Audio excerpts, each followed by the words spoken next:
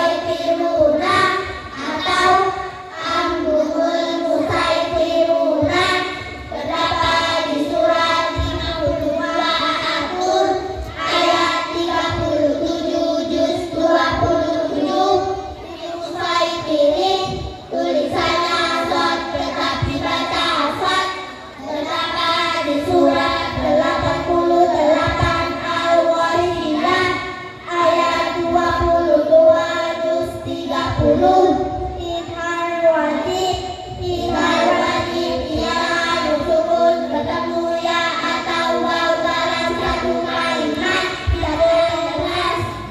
Aturan ada 4. Ad-dunya, dunyanun, sinwanun, pinwanun. Ad-dunya, idhar wajib terdapat di surat 14 Ibrahim ayat 3 juz 13. Dunyanun, idhar wajib terdapat di surat 61 As-Saff ayat 4 juz 28. Sinwanun, idhar wajib terdapat di surat 13 Al-Qadum ayat 3 juz 13. Sinwanun, idhar wajib terdapat di surat 6 Al-An'am ayat 99 juz 7.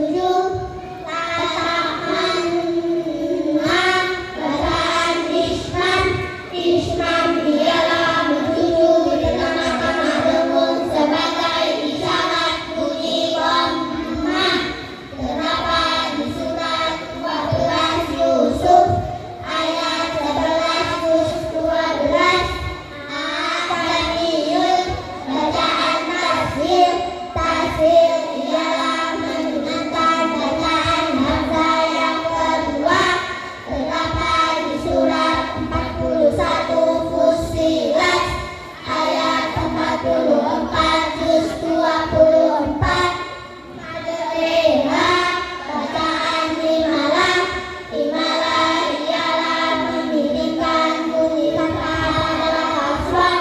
Terdapat di surat 11 Hud ayat 41 juz 12. Tulisan irfa bermakna dibaca irfan ma'ana. Terdapat di surat 11 Hud ayat 42 juz 12. Insalismu dibaca insalismu.